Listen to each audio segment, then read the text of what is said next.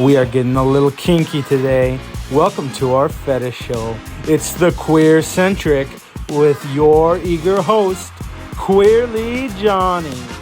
And he's been a bad boy. Hello, it is the show that so many of you have been asking for, waiting for, and Johnny is nothing if not someone who delivers on those things. So you have come to a very fun night. We already have it has its own intro, you'll hear with music and everything, but this is the Fetish Show. So before we get started and into all of your questions that you sent in, very fascinating. Like, I don't blush at anything. So I loved how many of you sent me questions and said, you're going to learn so much about me. And I'm like, okay, I'll give you my dossier and you'll see you can learn a whole lot about me too. And I said, doesn't matter, safe space.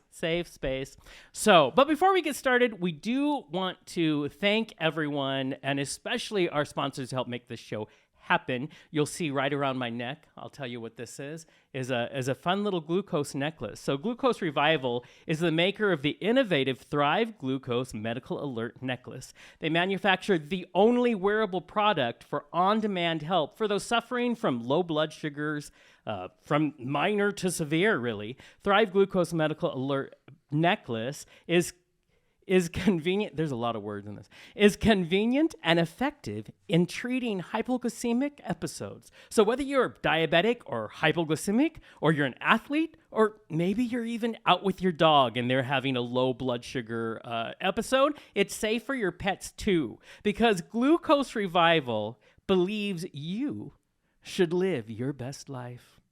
Shouldn't you think that too? Was that good? That was a good, like, so good. Very convincing. I know. So if I don't have to, I should memorize like I'm acting, but that's so much work.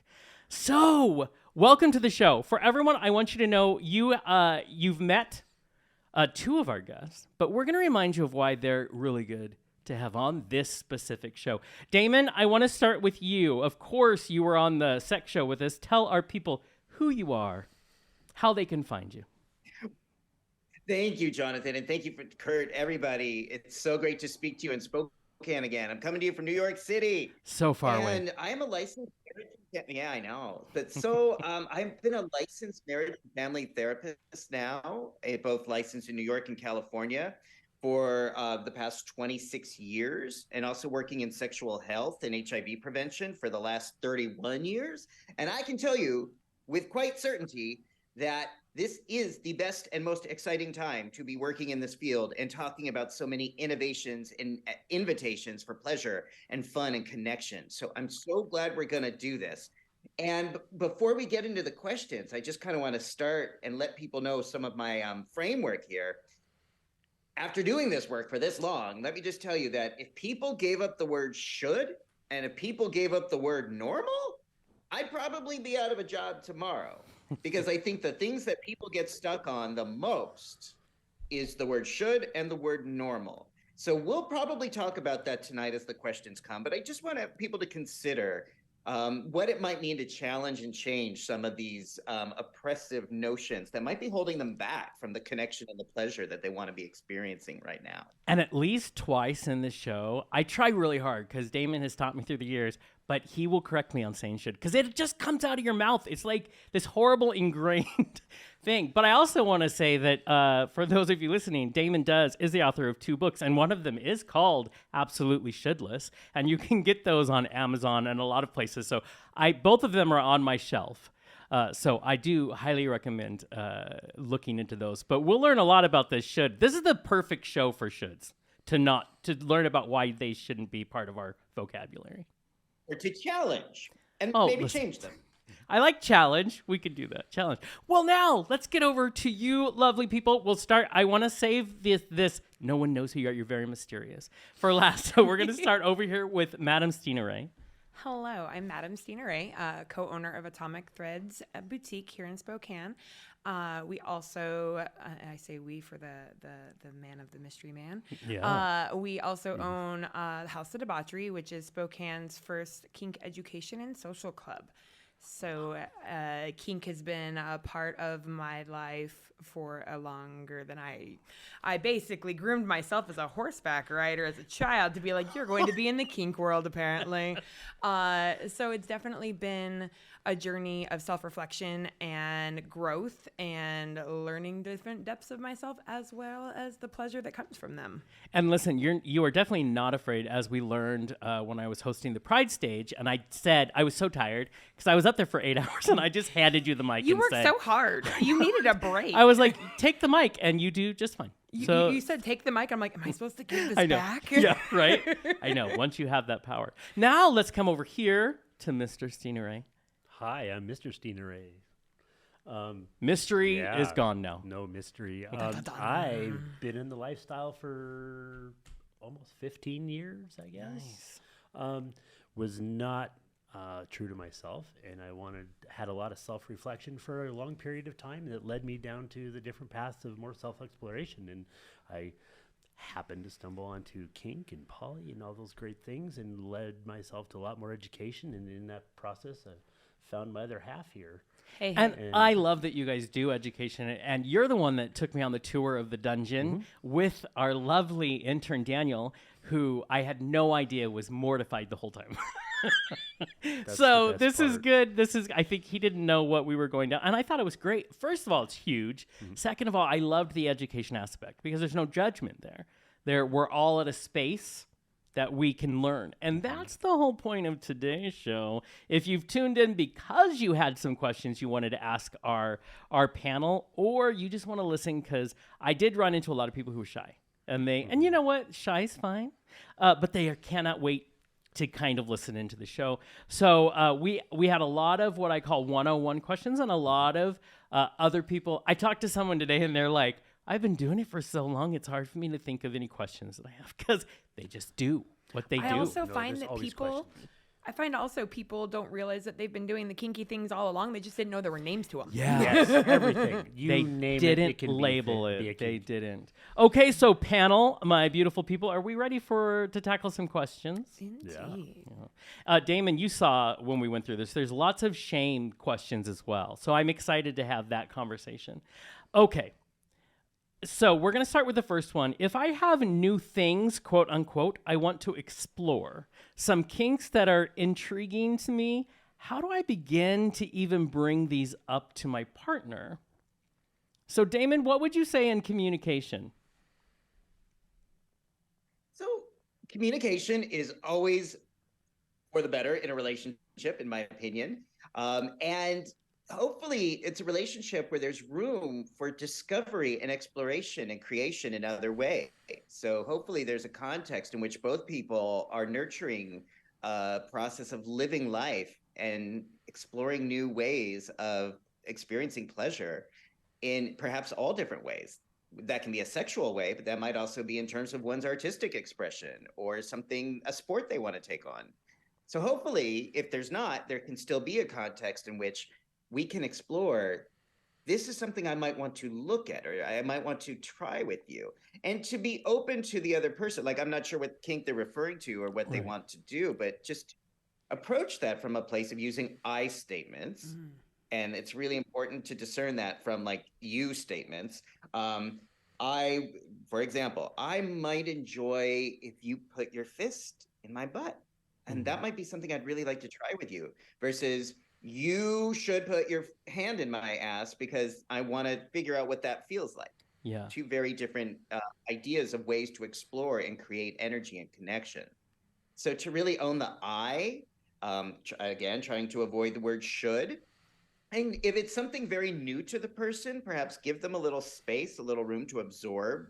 Because a lot of times, I think in kink, the things that we might initially say no to or have a reaction to are things that we eventually find like could be really fun, or at least interested in trying. Right. And so even if someone, like, if it's a completely new concept, just to give room to say, okay, maybe that person is saying no. And even if they're saying no today, maybe they'll be open to learning more about it or thinking more about it in the weeks or months ahead. See, and That's where I'd start with that.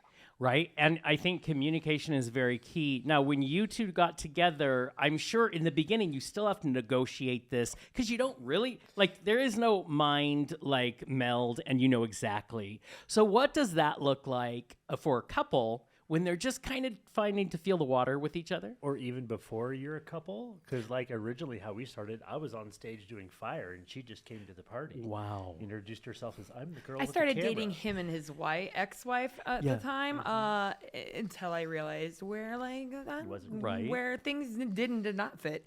But for me, like, even as we had, because he had more experience in the kink world than I did, I those that can't read, and I read a lot in my 20s and into my 30s. And so like I had a lot of research in, but I didn't have a lot of hands-on practice. And so even where some of the things, even as we were together, it was like, hey, for instance, a new one for me recently has been like dollification. That's something like I'm interested in. It's not something that is as common per se. And for our listeners, can you give a definition about what that is? Dollification has different kind of realms, but basically it is like for me as a person interested in, it would be where I am interested in releasing some control and aspects of that to step out of my adult brain, and I'm wanting to give that to control to somebody else. That can be in the way of being like marionetted with shibari rope. That can be verbally told these things. It can be there's all different realms of that, and some are more like sexual pleasure dolls. Some are predicament and pain type of, it all has different realms. Right. But like that was something where he had interest in that realm in a different way than I was. Yeah. But it was like, hey, I am interested, and my interest in dollification is in this realm. And that opens up that space to be like, I also have had where like I research, so then I, along with coming forward about my question or inquiry, I'd be like, here's the things that I've read that can also give you a realm into where like insight into where my brain is. Right. And so it like Damon said, it is very much that creating that container for communication to be very give and take, receiving that. And like that, no, like he said, there's been things that Mike's been interested in or I have that maybe we weren't in that same page, but it didn't mean no forever. It's just like, hey, we'll revisit that later. What I'm hearing is it doesn't matter what level or how long communication is, because new things come up. Yeah. So what is that like for you? Creating the container that you can bring something to your partner, being very intent with your verbiage is very important. And so creating that space where someone can come to you and say, hey, I have this curiosity. Like we started a dynamic at one point that really wasn't a dynamic that we were interested in, but it kind of like stumbled upon to it. Yeah. As far as like a daddy and baby girl kind of got scenario. you, yeah. So it actually came about because it became a funny thing within our family. And there was a song that was playing at the boutique. It was like a 1940s, I like, listened to Daddy, that song oh, Daddy. every day, and I fantasized with that song, and I'm like, I would really like that if she called me that. And I didn't know that, but like for me, it came into where I was just like, oh, Daddy, and then like the kids chimed in, and he's like, oh no, this is not okay. And I'm like, okay, we'll have a conversation. Like, why are you having this feeling? And it was because he had that interest. I was like, okay. Right. Okay. Well, that wasn't where my brain was when we were first together, but like we grew, we evolved, and then I was able to open up that space and be vulnerable in a way that he was really wanting to experience. Right. And also understanding the container you create is just good for the conversation, knowing that the education you one or both may need to be after to find will most likely be outside of your container. Right. Because you can together go find this information, and I highly recommend it, doing as much as you can in those ways. Right. But you're not always going to find the information you need by staying in your container. Right. That's where we've provided the House of Debauchery is an open space to explore all of the things and ask all of the questions, and then we look for see people, the things get all of unfold. the education. Yeah, we tell everyone, come voyeur and watch, experience things, feel the energy of the space, those kind of things. Right. And so this specific question, Damon, I want to ask something specific to you. This is like a conglomeration of questions I got. And part of the context of what this lovely listener was bringing up when sent in this question is, what happens if you have been together for like 20 years in a very specific, heteronormative, missionary style. And now one of them is saying, hey, I know it's been 20 years of this. How do you, if it's that much of a, like, that's a big conversation. I know communication is key, but what do you do when one has all of a sudden found this side of them? And it's going to be a little shocking because that's not how their relationship has functioned.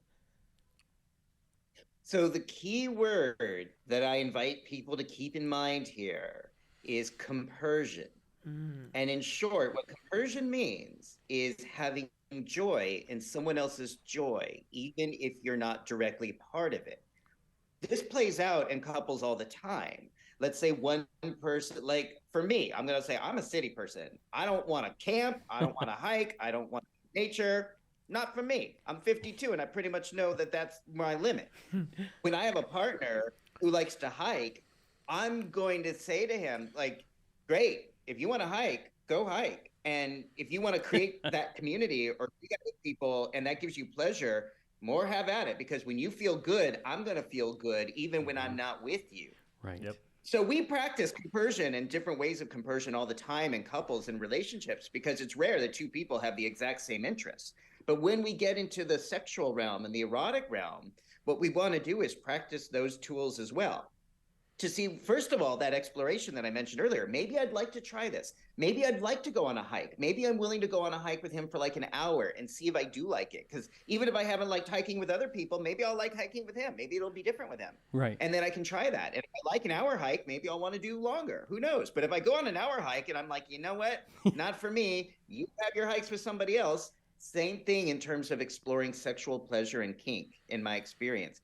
We want to be open to giving our partners the pleasure that they're asking for, and then also accepting if it's simply not our cup of tea and it's never going to be a source of joy or pleasure for us, to wish them well and support them in their ability to create that experience with others.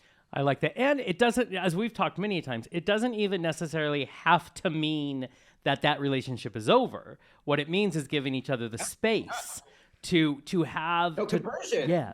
Yeah, compersion As a way of is staying huge. together. Yes.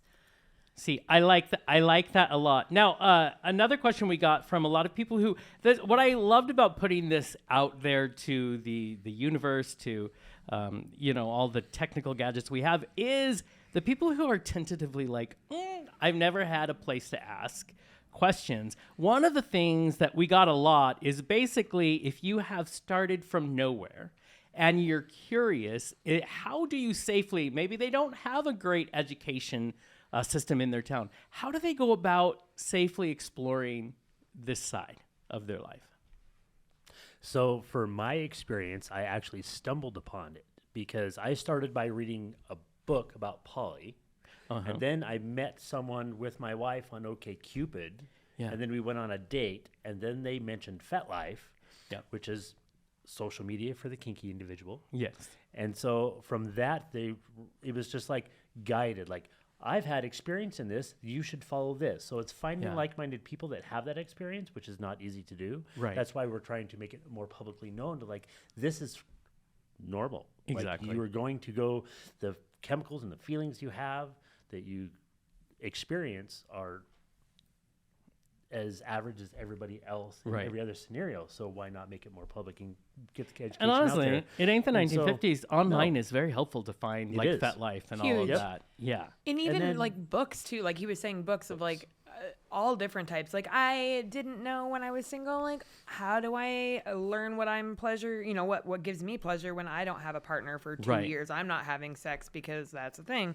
So it was reading into different realms in seeing what piques your interest in, like I'm the nerd that highlights the things and writes down, like I've got the list and Love it. and then it is like, okay, meeting, like you said, like-minded people, whether it's at a munch or something like that, you can reach out to. But then within that, you also get to have experiences that other people have had, and kind of like you realize you're not alone. You're not the Right. weirdo, because guess what? We all like things that are Right? different, and makes you feel less alone in that journey. Yeah, and I think people are looking from all the questions we ended up getting, it's safety and permission seems to be this big. We had one question that sums up a lot of the shame aspect, which is this person is worried that if they start giving in to these desires that they have, that they've kept held up, they're worried they'll, as quote unquote, lose themselves. And so they're worried that it will take over their life because of these things. Damien, what would you say to someone who that's their concern? I mean, that's a big concern. Yeah, well, I'd be curious the context. Like, has this person had control issues before? Have they had struggles with drugs or alcohol or gambling or something where they have felt out of control of their actions? But if not, then I'd be curious to know, why do you think you'd lose control by giving into pleasure? Pleasure is a really beautiful, wonderful part of life. And we can approach it intentionally so that it's an integral part of our lives, not the focus. Not like you just say, okay, well, now I like spanking and I'm never going to go to work ever again because I need to be spanked all day. Right. I mean, it's a true statement. And don't you think part of it, I think for all of us in this room, we grew up in this society, and sometimes the society has been a little repressed at times, a little Victorian at times. Do you think part of it is because that's, if you look at mainstream, we're taught to be afraid of sex. We're taught to be afraid of pleasure. And so maybe that increases that anxiety. So I think exactly right on. The culture, in at least the United States, is very much based in Puritan ethics, which says that sex is wrong. And if you have a lot of it or you enjoy it too much, there's going to be some punishment or consequence that you're going to have to deal with down the road. And that's so deeply embedded in so many of our minds. And I think that sometimes informs some of these questions about, what if I allow myself to discover the kind of pleasure that I want to enjoy? Something bad might happen to me, or I might have to be punished to deal with the consequences of that. And I really work to help people challenge and change that narrative that might be preventing them from having the kind of experiences they deserve to be having. Right, exactly. And Mr. Stinray, you had mentioned it's a different kind when I think about it, but you had mentioned that lovely idea of the container. And I think that sometimes the container we put ourselves in is so restrictive. And so it's that. Yeah, we are our own worst enemy. Oh, definitely. for real. Yeah. For real. Yeah, you can create your own. It all depends on. That's why I highly recommend going to a munch, a local gathering. Yeah. Finding people that you can sit down and have conversations with. Me personally, my way I came into the community is I found the local munch and I started going every Friday, and I met a couple people that I'm like, hey, you do a few things that I'm interested in. I want to learn from you.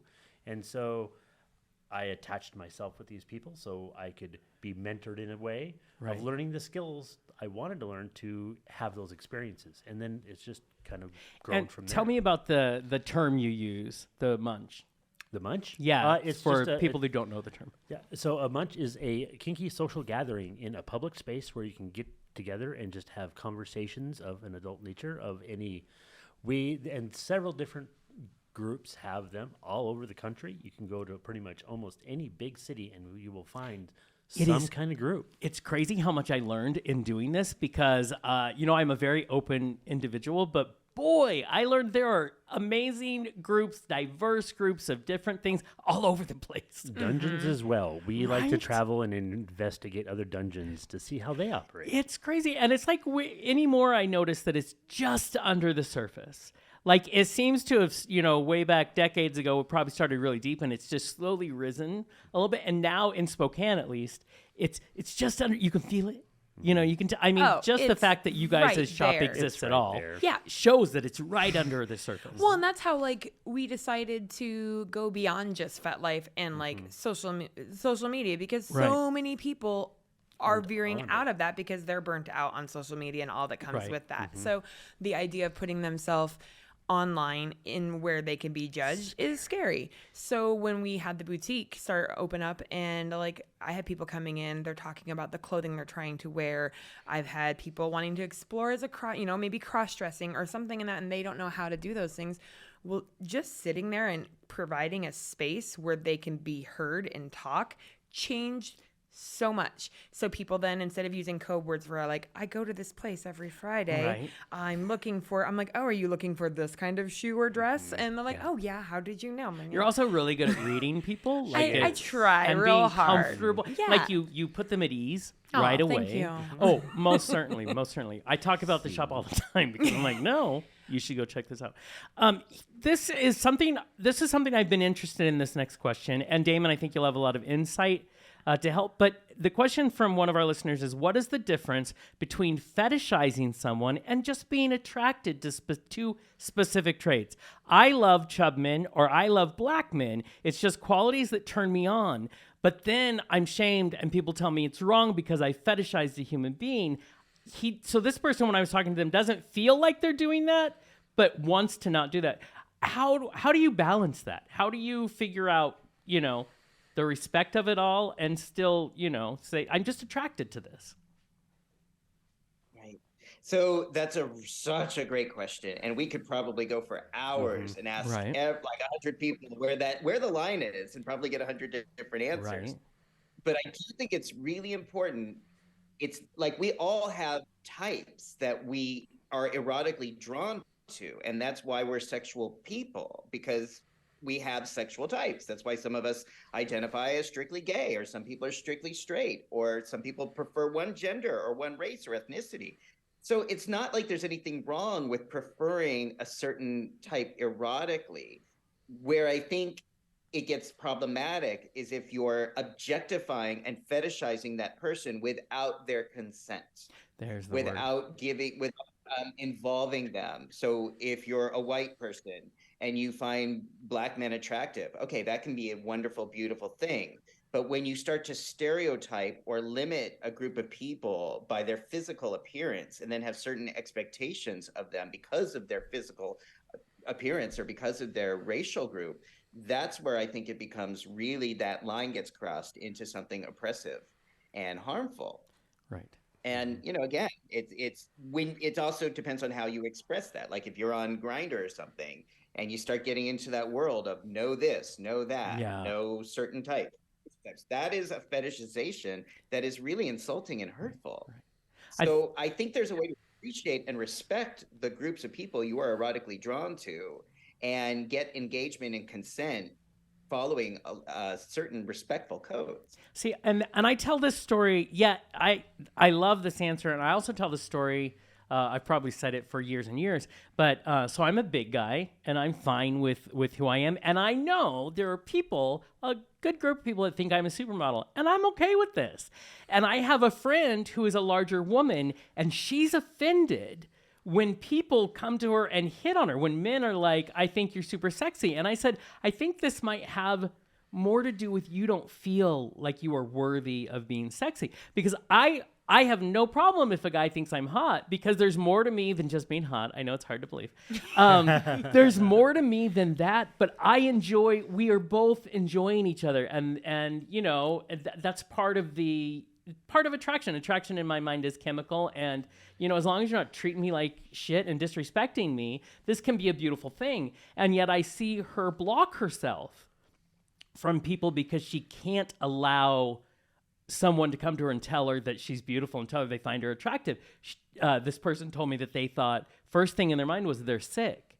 And I'm like, what does that say? You need to embrace yourself and love yourself and know. And so it is this interesting line. We're taught that anything that makes us unique, if people find us sexy for that, there's a number of people who say, well, you can't do that. And I think that's part of the puritanical background that we live in. So, and like you said, that really runs deep often into one's own inner core beliefs about themselves, their bodies, their worth, their value as beautiful sexual object. And I don't mean objects like in a fetish objectifying way. We see our bodies as vessels of pleasure and beauty that has to begin with the internal work for us to be able to be open to receiving that in a respectful, desirable way from the external world as well. Yeah.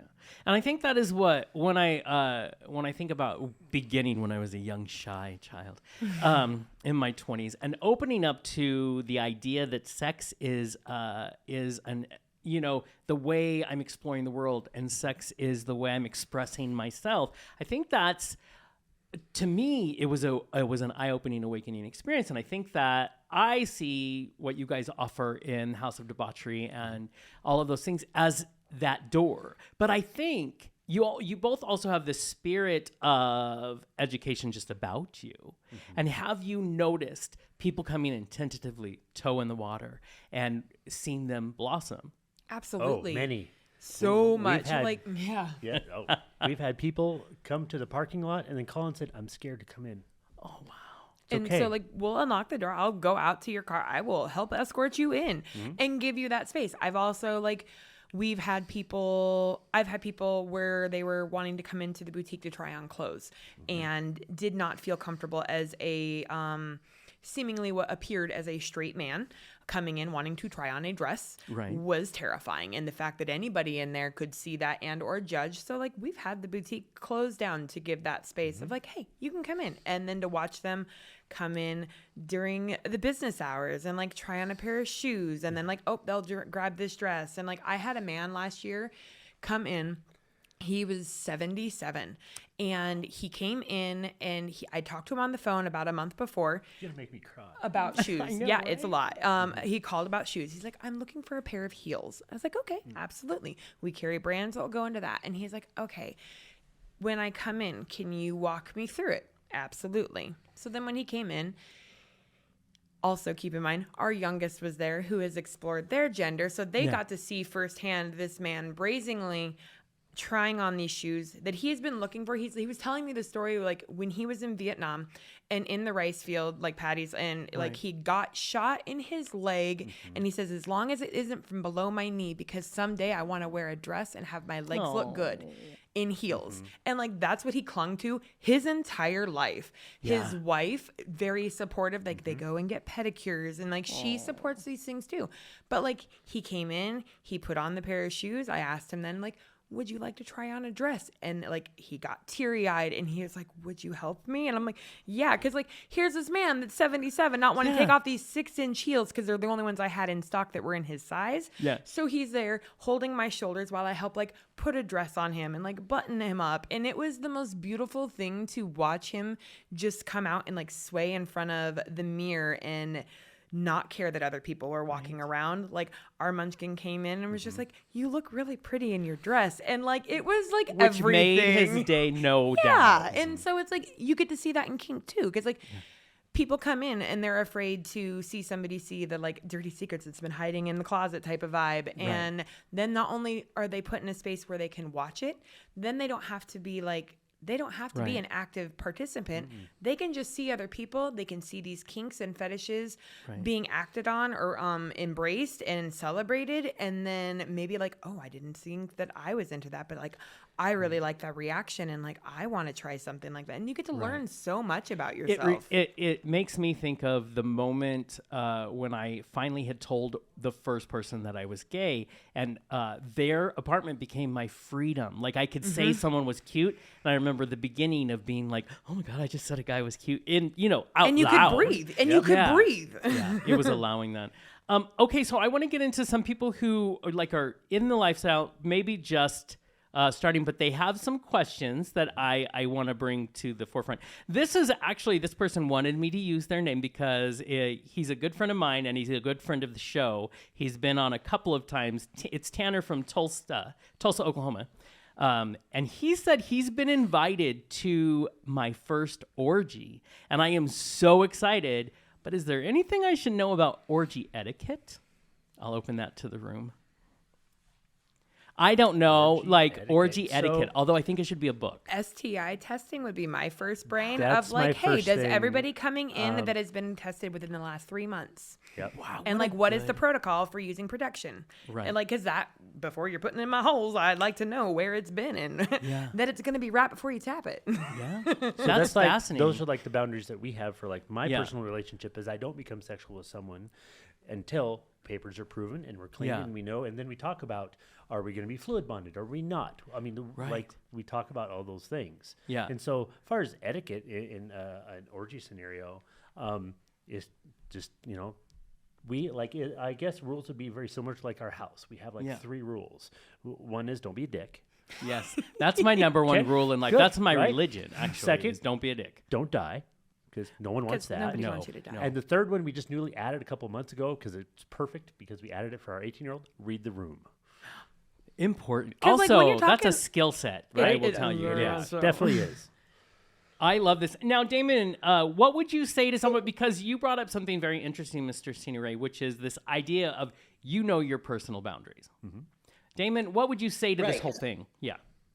So I would say, first of all, most people, if it's a private home or a play space, will tell you what the protocols are in an email ahead of time. Mm-hmm. So they'll tell you if they have certain expectations about certain sexual activities. Hopefully there'll be something in there about consent, or if they want you to bring beer, if they want you to bring marijuana, or if they want you to bring something, they'll tell you, this is what I want you to do. Beyond that, being someone who's actively involved in primarily gay male space, well, exclusively gay male spaces, I have a very different idea about what protection means. Yeah. I never talk about protection with my sexual partners. They can put it in any hole they want. I don't care. Yeah. The reason for that is because I take 100%, my own view, I take 100% responsibility for my sexual health using all of these wonderful things that are on my list. Yes.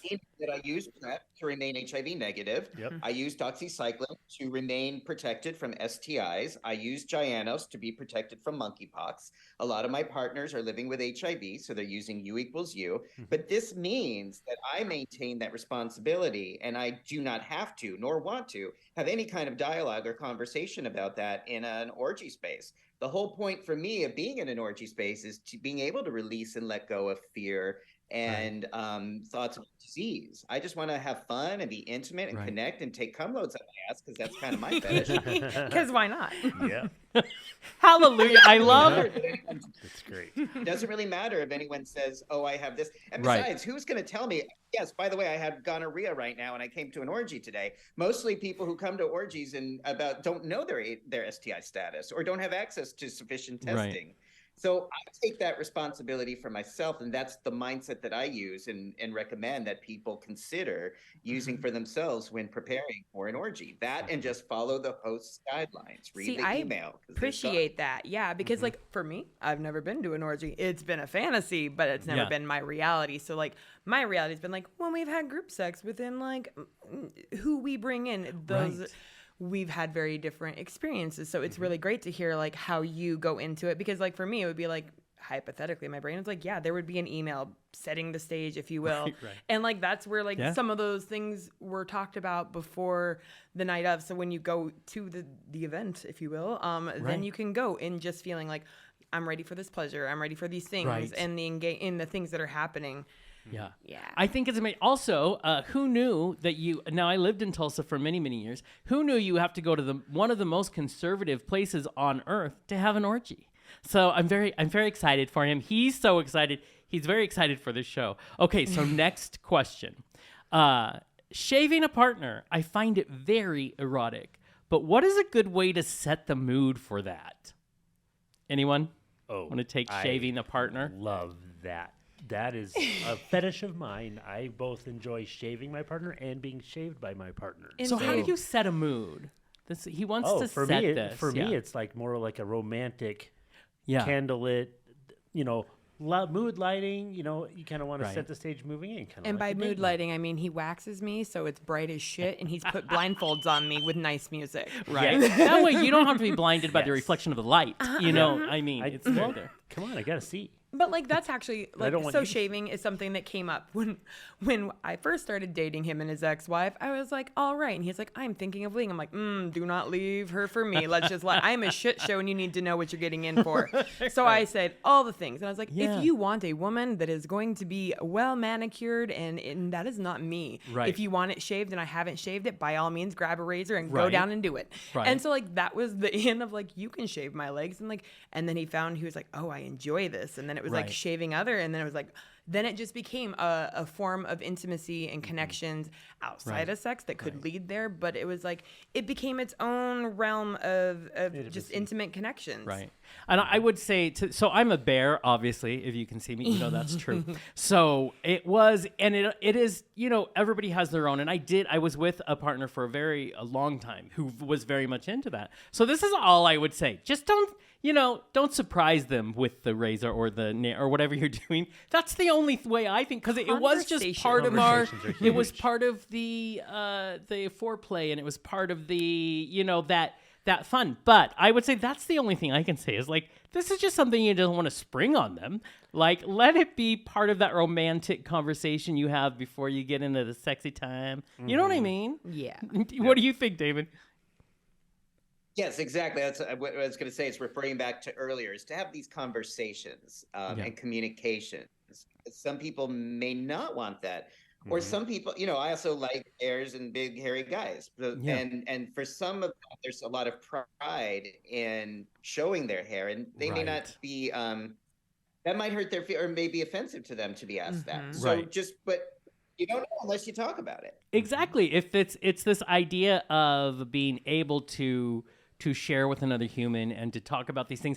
And what's fascinating to me as I've gotten older, obviously being raised by a minister and his wife, it was a whole, I can't even explain the evolution of what life is, but it was all about being willing to talk and being willing to hear and knowing that if this isn't for me, I have a right to say it, but it's the only way we're both going to find out what we're in for.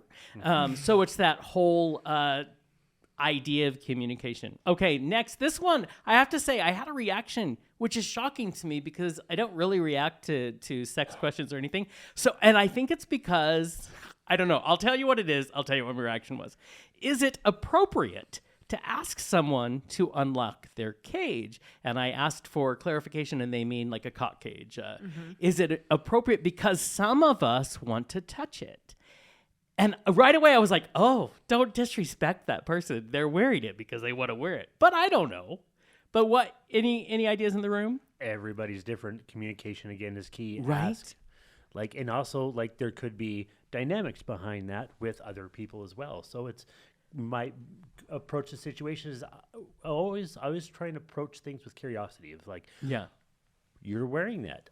I find that very alluring, and I would love to have the experience of taking it off you. And that is something that, because like one thing that we've been getting people to explore more is like pickup play, to experience the conversation with someone else about similar wants and whatnot, and trying to find those things. Because also, not only is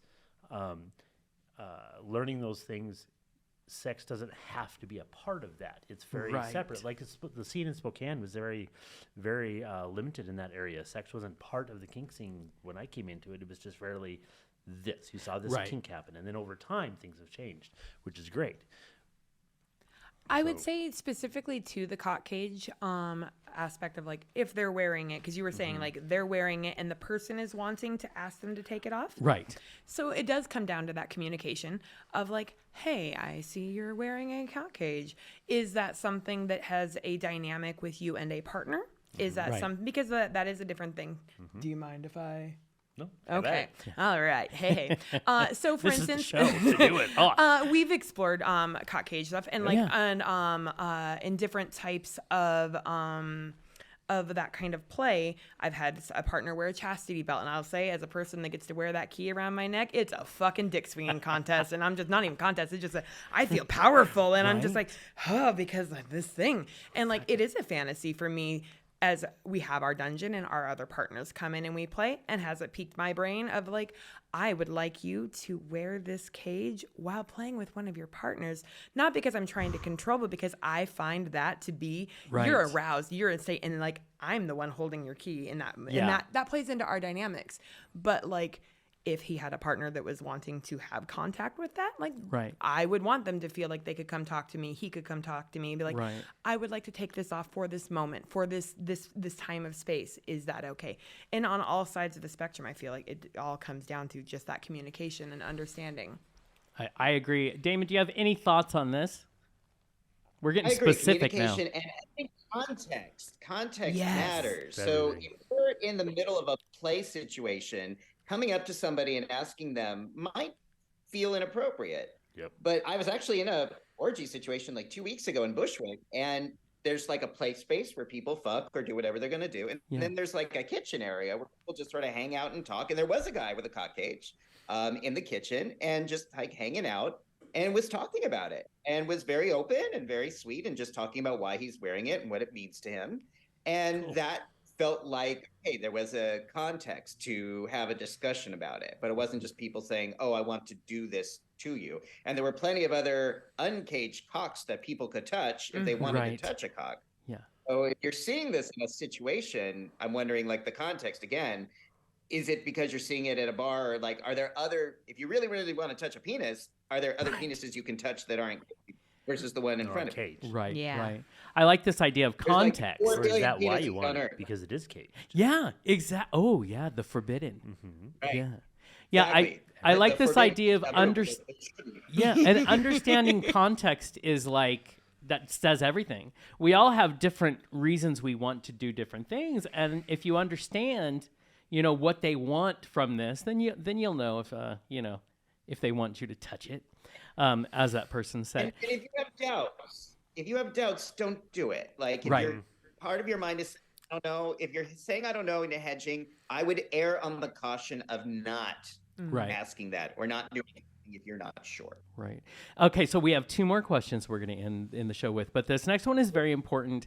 We had a lot of people. Actually, we had a guest is coming on in the future, and they got confused. And when they saw we announced the fetish show, they were very concerned that we were bringing them on as a surprise here on the fetish.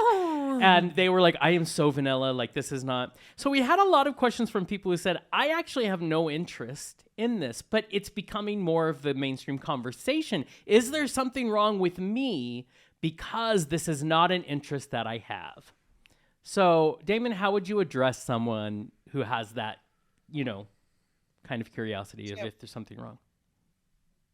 I want to make it very clear. There is nothing wrong with your desire. I just watched the Judy Blume documentary on Amazon, which I highly recommend. Oh, really? It's so good. And part of what she talks about is over the 50 years that she's been writing and reaching young people is this question: is there something wrong with me because of the way I'm feeling? Right. And this is the same thing Dr. Ruth Westheimer talked about in her documentary. Yes. It's like this persistent question from people: is there something wrong with me because of what I feel or because of what I don't feel? No, there is nothing wrong with you because of what you feel or what you don't feel. We're not talking about an obligation to enjoy pleasure. We're talking about an option to enjoy something and have experiences that can enhance and expand your experience of being alive and being in your body. And there's no shoulds around that. There's no normal around that. If it's your cup of tea, great. If it's not your cup of tea, that's fine. I don't know what I am, to be honest with you, because I do certain things that I guess some people would think are fetishes and other people who would say I'm vanilla. But yeah, like mentioned earlier, I love orgies. I love naked bodies. I love cum up my ass. I love getting cum up my ass. I love hairy bears. I don't know. That's just what I love. It doesn't really matter to me if people see that as a kink or a fetish or not, because it's just what I love and what I'm going to do. But, I've always loved how open you are. You're my hero because we've known each other so long. Boy, a lot is.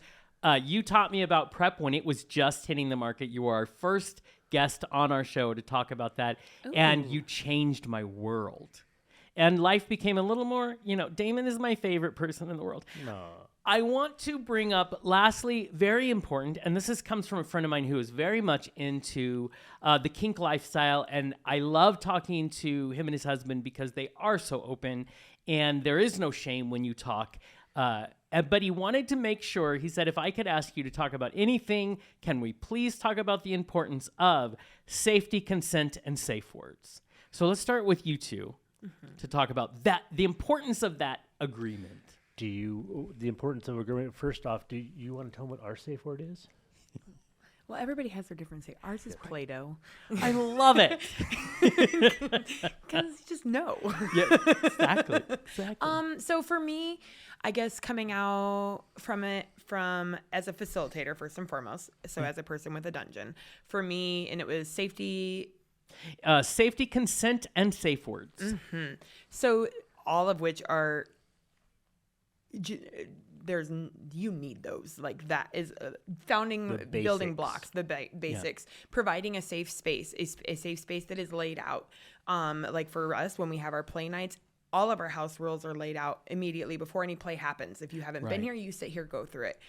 We say what the safe word. Everybody has their individual safe words, Right. but then in like our facility, safe word is a safe word. If we hear safe word, then that play as scene stops.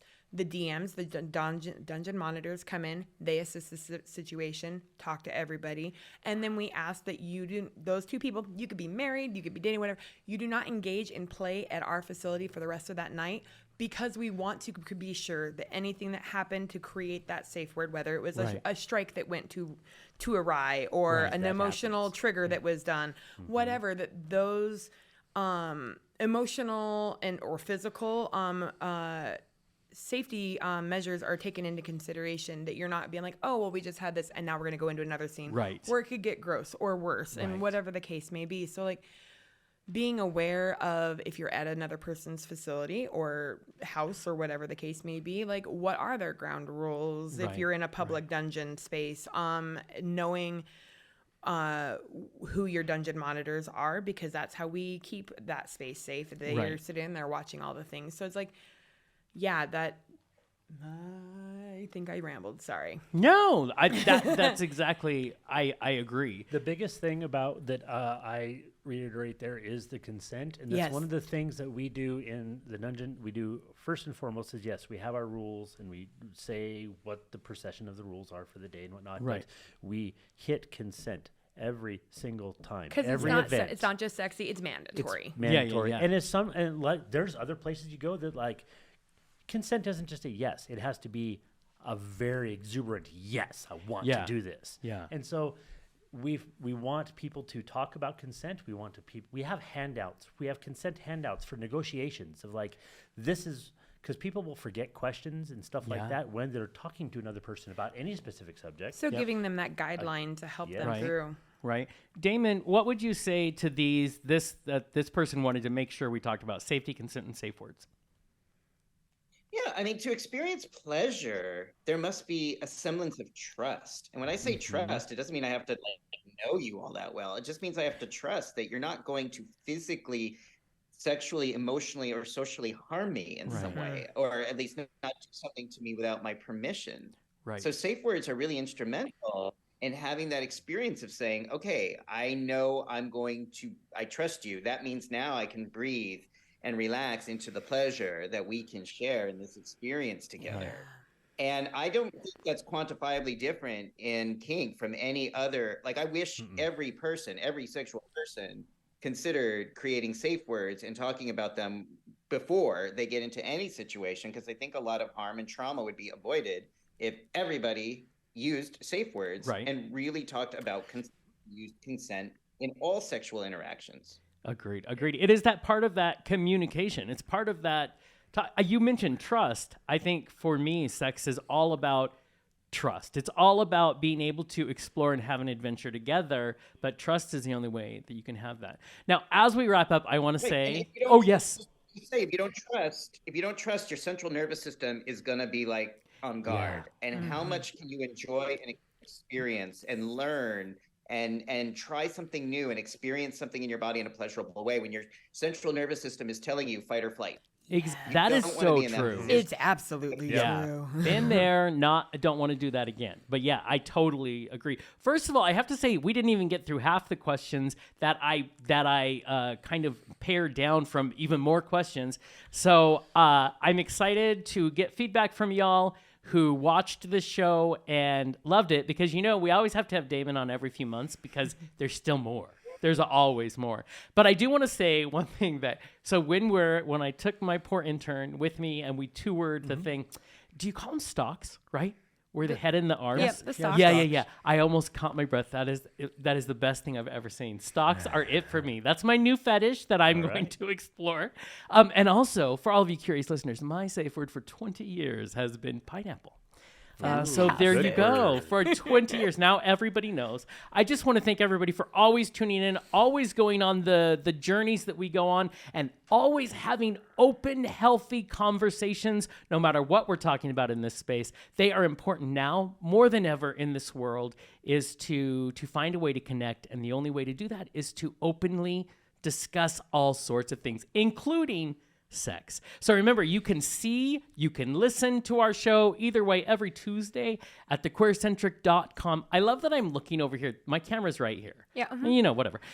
You It's can fun go to watch you the whole time. I've been giggling I just myself. talk all over the place. It'll drive Kurt later when he's doing the editing.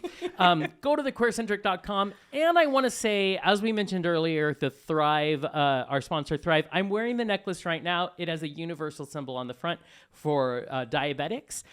This is a really cool, so you get to look cool and it can save your life. You just take the back off and you can take the glucose gel right in to kind of help you if you're having those moments. If you would like a free one, we will mail you one happily. All you have to do is find us on Facebook or on Instagram. And if you're a new person and you like us, send me a message and we'll send that out to you right away. So if you're in the Spokane area, please look for the House of Debauchery. Please visit Atomic Threads. Please read all of Damon's books. I'm telling I you. want to have them at the boutique. Oh, I'm going to same. have to talk to you about that because listen, and they're Building so our good. library. He has changed. He changed us. I used to have a co-host, and we would talk about his books all the time. They're very well done, and it takes a lot to do them. And every time I try to tell David he needs to do it, he's like, "Do you know how long it takes me to write a freaking book?" But we still someday, when you're 90, Damon, and you're just kind of having some retirement, give us a new book. Can I also say that low It's key, coming. Good. the glucose collar, Yeah. it looks like a low key day collar for the kinky. So Why do I'm you enjoying think, that. Why do you think I find it hot and I wear it now? I wore it to Yeah. work. Everybody wants to know, and then you'll also find those people that I see they're you. like, I "Hey." see you seeing me. So thank you everybody for taking part of the show. And until next time, everyone. Till next time, America. Bye.